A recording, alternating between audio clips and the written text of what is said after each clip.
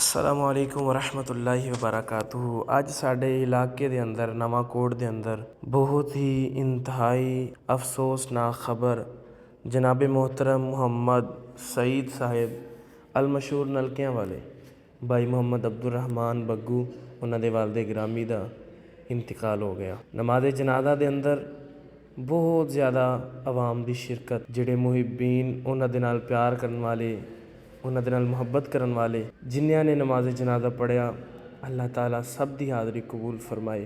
अल्लाह ताला जनाब मोहतरम मुहम्मद सईद मरहूम रहमतुल्लाह ताला अलैह दी कबर उत्ते अपनी रहमतां नाज़िल फरमाए। अल्लाह ताला उन्हां दे बच्चियां नूं लवाहिकीन नूं सबर अता फरमाए।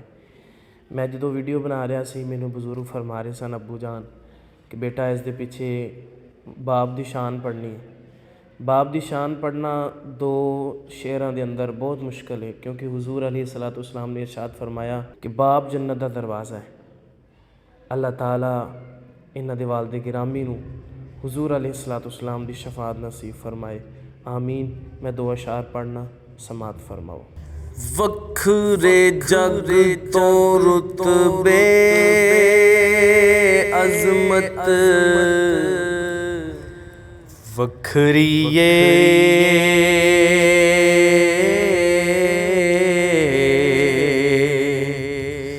दुनिया फिर ले बाप दी शफकत वखरी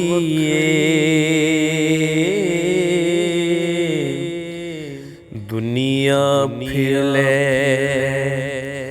प्यो दी शफकत वखरी बाप दी हल्ला शेरी शेर बना देंदी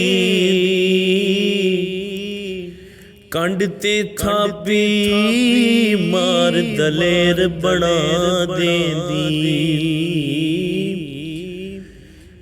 वखरे जग तो लाड मुहब्बत वखरी